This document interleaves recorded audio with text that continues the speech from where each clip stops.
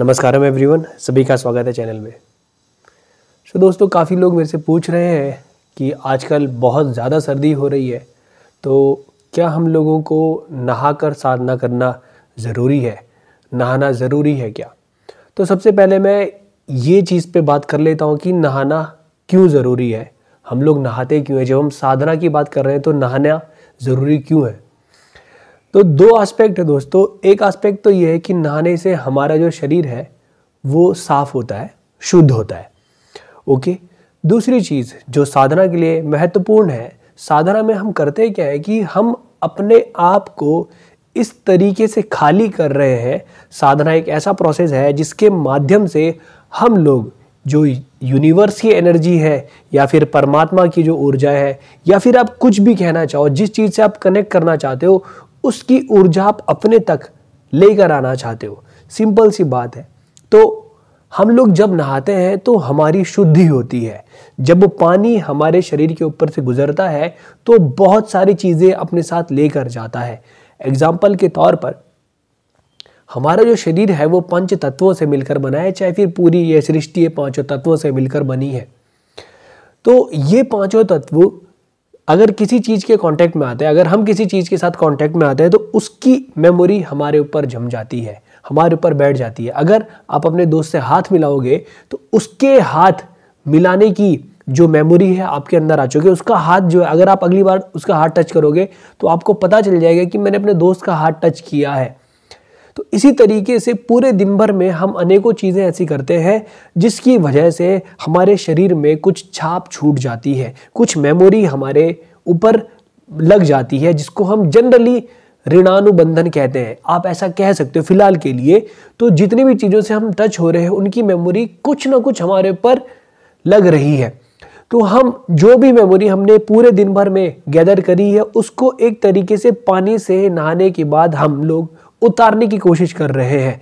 मैं ये नहीं कह रहा हूँ कि पानी से वो कंप्लीटली धुल जाएगी, ऐसा बिल्कुल भी नहीं है। हाँ, अगर आप किसी कॉन्सिक्रेटेड या प्राण प्रतिष्ठित पानी से नहाओगे तो हो सकता है कि उसका प्रभाव आपके ऊपर ज़्यादा पड़े। इसीलिए भारतवर्ष में तीर्थ कुंड हुआ करते थे। वहाँ से लोग जब किसी बड़े मंदिर में जाते तो उसके बाहर तीर्थ कुंड होता है, वहाँ पर लोग नहाकर उसके बाद उस मंदिर में प्रवेश करते हैं, क्योंकि नहाने से हमारे रिसेप्टिविटी बढ़ती है। हमारे शरीर पर जो परतें जमी थी वो परतें हट जाती हैं, हम लोग ऊर्जा के प्रति ज़्यादा रिसेप्टिव होते हैं। इस चीज़ को समझना, जब बादल लग जाते हैं, जिन दिनों बादल लगते हैं उन दिनों आपकी जो टीवी के ऊपर डिश होती है, छत में जो डिश लगी रहती है, वो डिश सिग्नल्स को अच्छे से रिसीव नहीं कर पाती। क्यों नहीं कर पाती? क्योंकि बादल बीच में आ गए।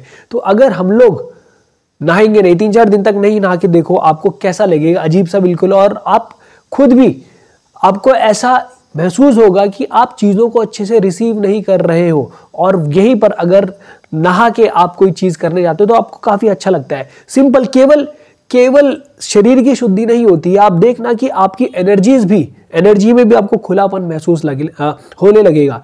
सो दोस्तों, इसीलिए नहाना ज़रूरी है। पर अब क्या करें, आजकल ठंड ही इतनी पड़ रही है। अभी भी जहाँ पर मैं हूँ यहाँ पे धूप नहीं आई है और दिन के लगभग 2 बज चुके हैं। सुबह से पाला ही पाला है, ओस है और पाला गिर रहा है। अभी भी पाला गिर ही रहा है, मतलब छत जो है वो गीली है, ऐसा लग रहा है कि बारिश हो रही है।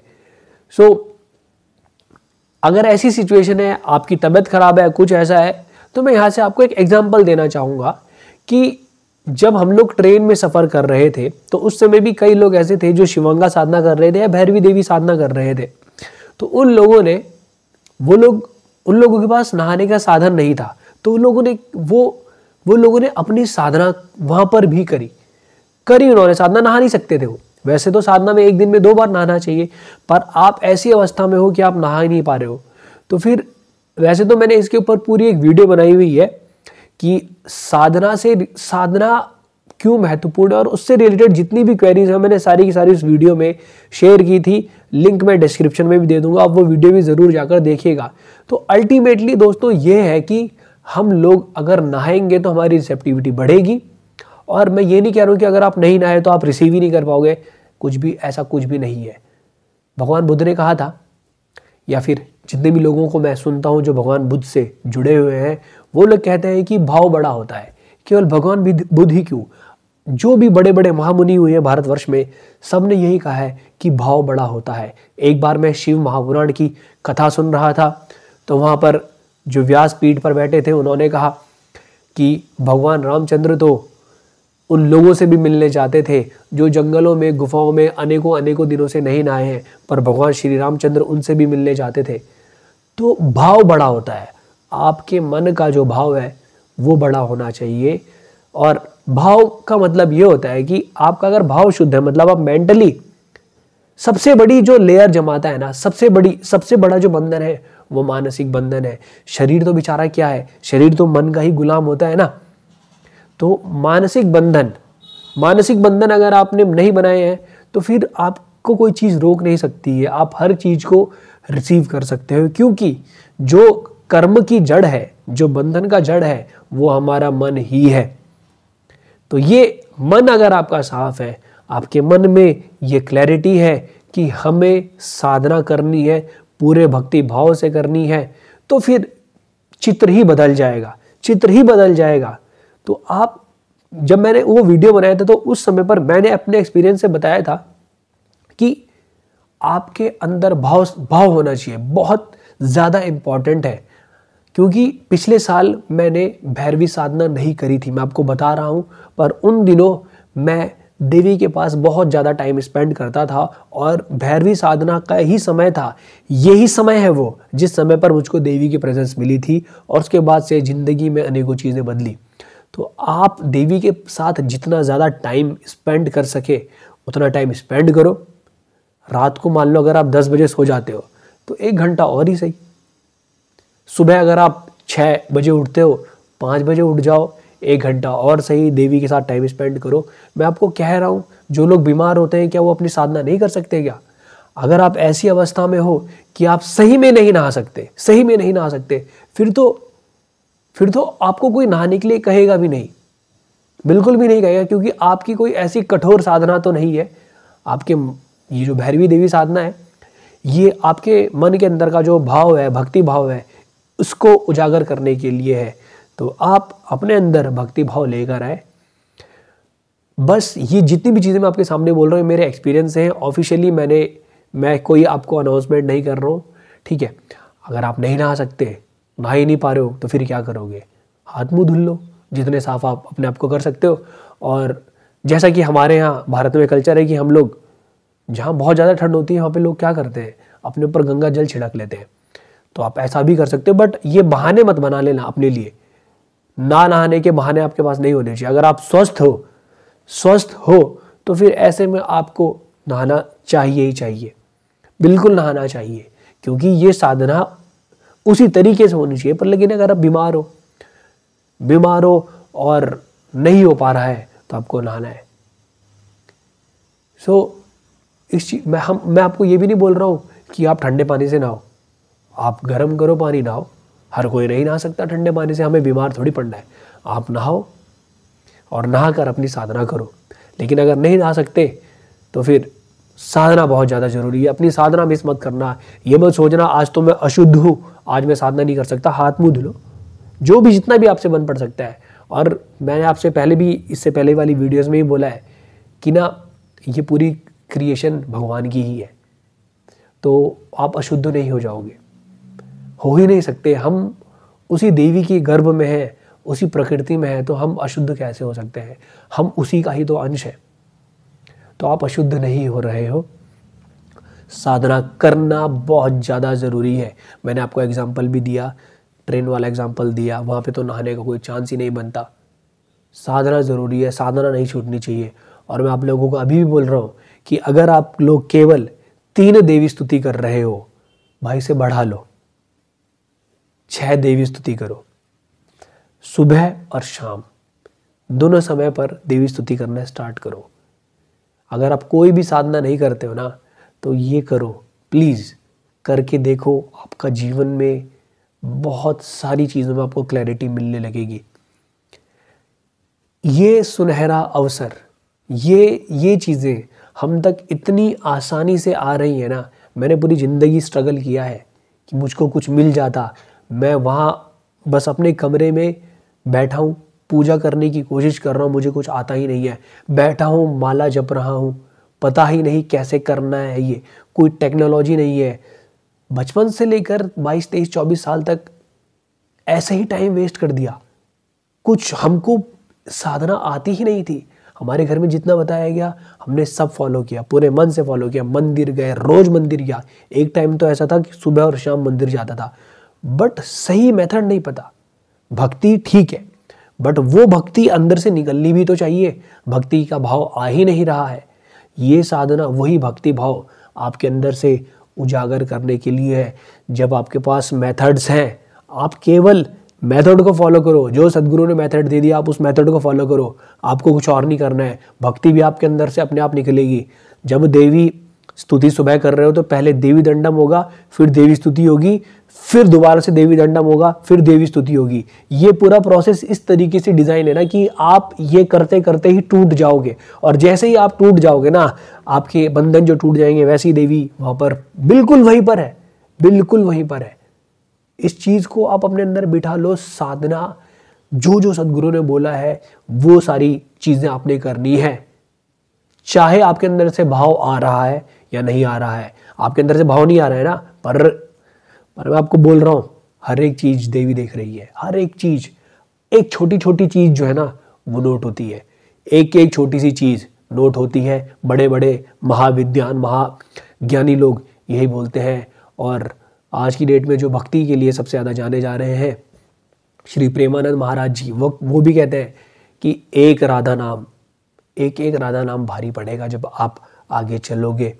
तो इसी प्रकार से आप जो एक एक चीज़ कर रहे हो, आप अगर एक दाना मूंग की दाल का देवी को चढ़ा रहे हो, तो ये भी चीज़ जो है ये जुड़ेगी।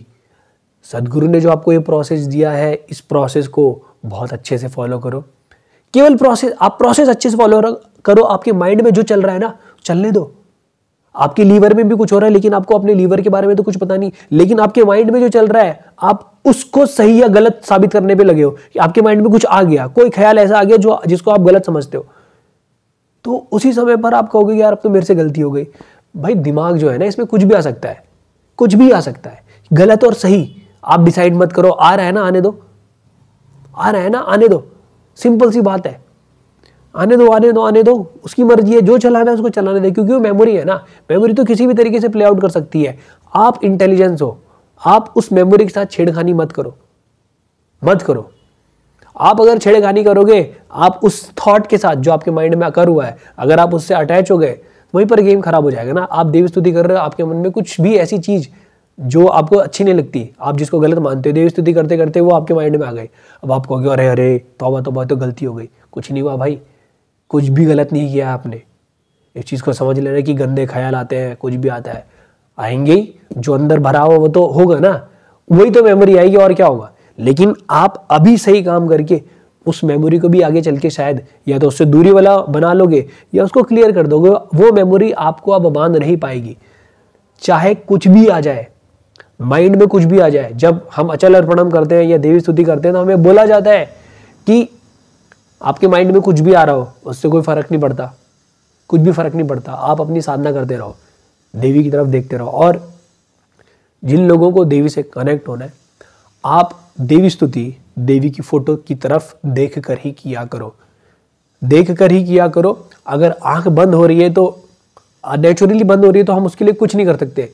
मैं आपको ये बोल रहा हूँ क्योंकि मेरी आंखें भी नेचुरली बंद होती है। बहुत कम बार ऐसा हुआ है कि मैं देवी को देख कर देवी स्तुति कर पाया हो।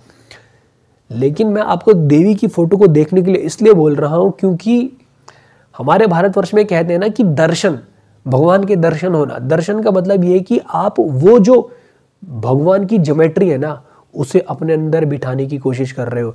जब आप उसको देवी की फोटो को देखोगे, वही चित्र आपके अंदर छप जाएगा। आप देखना ना कि आप जो मूवीज देखते हो, रात को वही सपने आते हैं ना, ये तो आते हैं। मूवीज देख रहे हो, चाहे जो भी चित्र आपने पूरे दिन भर में देखे होंगे, वही आपका माइंड प्ले आउट करता है। इसी तरीके से हम देवी की फोटो को देखना चाह रहे हैं। भारतवर्ष में घर के अंदर देवी की फोटो, देवी देवताओं की फोटो, मूर्ति ये बनाए इसलिए जाते थे क्योंकि आप उनकी छाप अपने अंदर छोड़ना चाहते हो। उन्हीं की छाप आप अपने अंदर छोड़ोगे तो आपका मन उसी चीज़ को रिसाइकल करेगा, और जब वो होगा तो आप अंदर से शुद्धिकरण आपका होने लगेगा।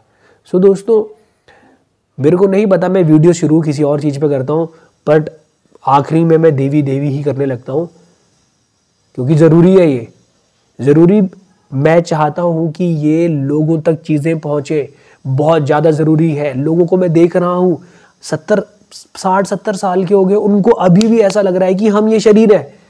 उनके दिमाग में जो चल रहा है, उनको लग रहा है कि हम वो थॉट्स हैं जो उनके दिमाग में चल रहा है।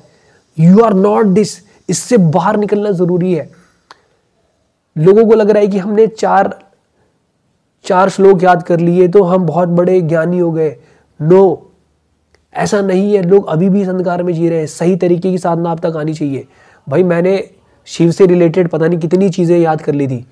क्या हुआ वो याद करके?